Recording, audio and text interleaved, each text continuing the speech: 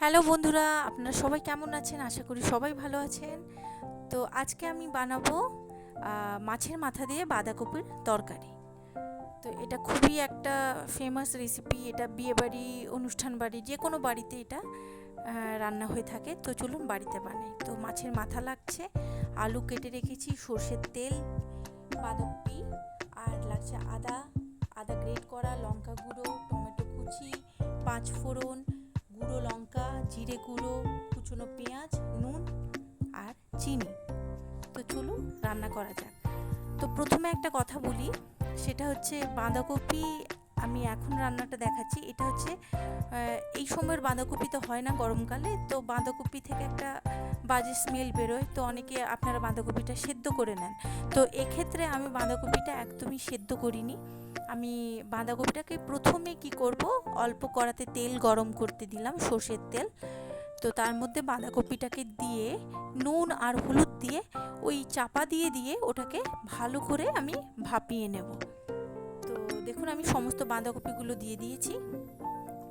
এবার দিয়ে এর মধ্যে পরিমাণ মতো নুন দেব আর হলুদ দিয়ে বাঁধাকপিটাকে চাপা দিয়ে এটাকে ভালো করে আমি সেদ্ধ করে নেব।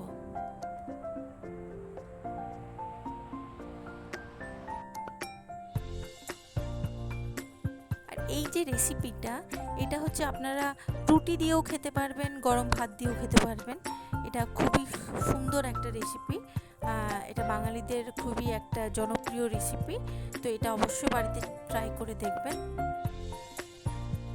তো দেখুন আমি নুন আর হলুদ দিয়ে বাঁধাকপিটা ভালোভাবে মিলিয়ে দিচ্ছি।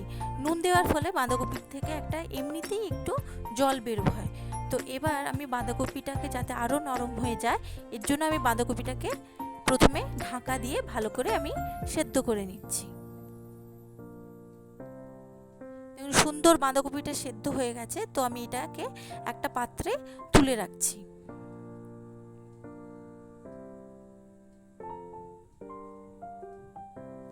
প্রথমে কোনো টাইপের কোনো মশলা দেব না, শুধু নুন হলুদ দিয়ে বাঁধাকপিটাকে এইভাবে হালকা করে সেদ্ধ করে রাখবো।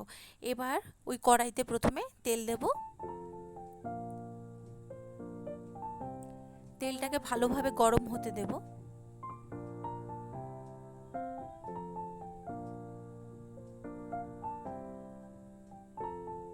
তেলটা গরম হয়ে গেলে এবার মাছের মাথাগুলোকে ভালোভাবে ভেজে নেব।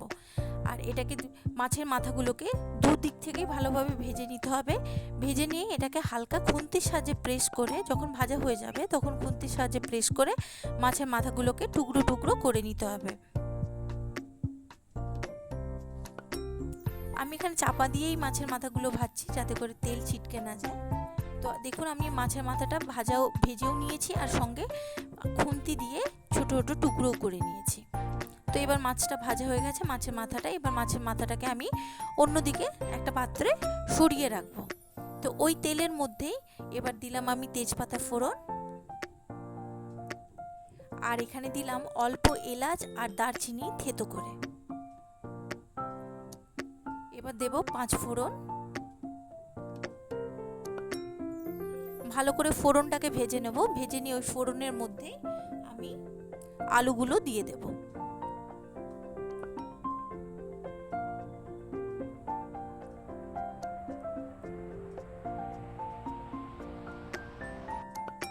এবার কেটে রাখা আলুগুলোকে ভালো করে অল্প একটু নুন দিয়ে আমি ভালো করে এগুলোকে ভেজে নেব।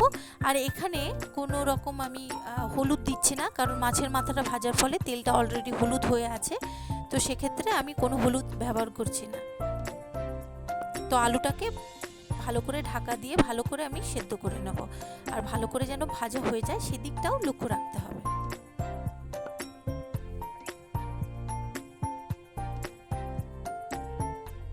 এবার ওই আলুর মধ্যেই আমি কাঁচা কেটে রাখা যে পেঁয়াজগুলো আছে ওটাকে অ্যাড করলাম। এবার পেঁয়াজটাও আমি ভালো করে এর মধ্যেই ভেজে নেব।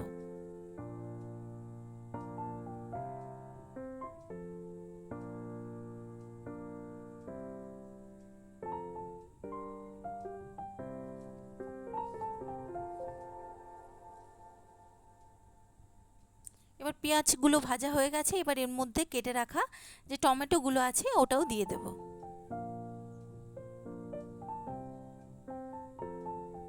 এবার খুন্তির সাহায্যে টমেটোগুলোকে খানিকটা ঘেঁটে দেব, যাতে করে টমেটোগুলো ভালো নরম হয়ে যায়। এবার ওর মধ্যে যে গ্রেট করে রাখা আদা, এই আদাটা কিন্তু বাটা নয়, এটা গ্রেট করে রাখা আদা। তো আপনারা গ্রেটারের সাহায্যে গ্রেট করে নেবেন আদাটা, সেই আদাটা এই তরকারিতে ব্যবহার করবেন। এবার সঙ্গে দিলাম কিছুটা পরিমাণে হলুদ গুঁড়ো আর কিছুটা পরিমাণে জিরে গুঁড়ো। এবার দিচ্ছি লঙ্কার গুঁড়ো দিয়ে এবার ভালো করে আলুটার সাথে মশলাটাকে ভালো করে ভেজে নিতে হবে।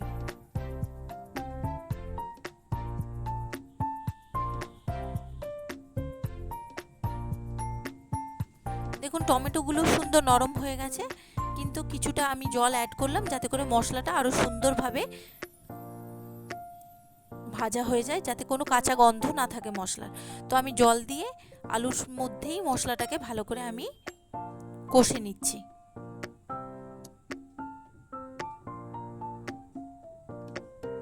দেখুন মশলাটা এবার কষা হয়ে গেছে আর মশলা থেকে অল্প অল্প তেল ছাড়তেও শুরু করেছে। এবার যে সেদ্ধ করে রাখা বাঁধাকপিটা ওর মধ্যে দেব। তো তার আগে আমি কিছুটা পরিমাণে নুন দিলাম, টেস্ট অনুযায়ী আপনারাও নুন দেবেন এতে।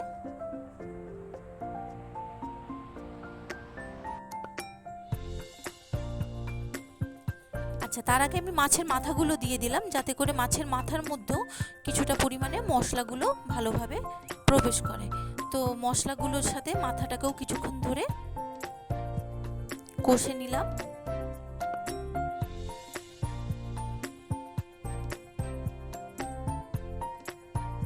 এবার কষা হয়ে গেছে মাছের মাথাটাও। এবার ওই সেদ্ধ করে রাখা বাঁধাকপিটা আমি এর মধ্যে দিয়ে দিলাম।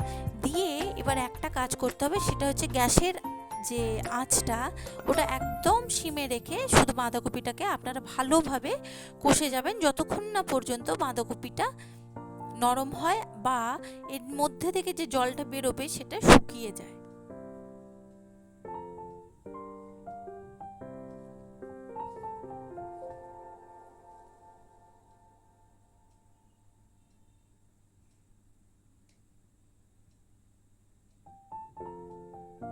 এবার কয়েকটা কাঁচা লঙ্কাকে আমি মাঝখান থেকে কেটে বাঁধাকপির মধ্যে দিলাম। এতে কি হয়, কাঁচা লঙ্কার একটা ভালো একটা স্মেল বেরোয়, যেটা তরকারিতে খুব ভালো লাগে। তো আপনারাও দেবেন, এটা খুবই ভালো লাগবে। তো এইভাবে চাপা দিয়ে দিয়ে আমি দেখুন বাঁধাকপিটাকে ভালোভাবে কষে নিয়েছি।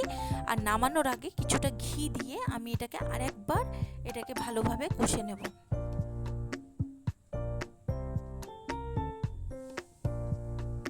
বাঁধাকপির যে তরকারি যে টেক্সচারটা হবে সেটা এরকম দেখতে লাগবে। আমার বাঁধাকপির তরকারি একদম রেডি গরম গরম ভাতের সাথে পরিবেশন করার জন্য, বা আপনারা রুটি দিয়েও এটাকে পরিবেশন করতে পারেন। তো আমার রান্না যদি আপনাদের ভালো লেগে থাকে, আমার রেসিপি যদি আপনাদের ভালো লেগে থাকে, আমার চ্যানেলকে অবশ্যই লাইক করবেন, শেয়ার করবেন, সাবস্ক্রাইব করবেন আর বেল আইকনটাকে প্রেস করবেন নতুন নতুন রেসিপি পাওয়ার জন্য। এইভাবে একবার বাঁধাকপিটা আপনারা অবশ্যই বানিয়ে দেখবেন বাড়িতে, আর গরম গরম ভাতের সাথে খেয়ে প্লিজ আমাকে কমেন্ট করবেন কেমন লাগলো। এই পদ্ধতিতে একবার বানিয়ে দেখুন, অবশ্যই আপনাদের ভালো লাগবে।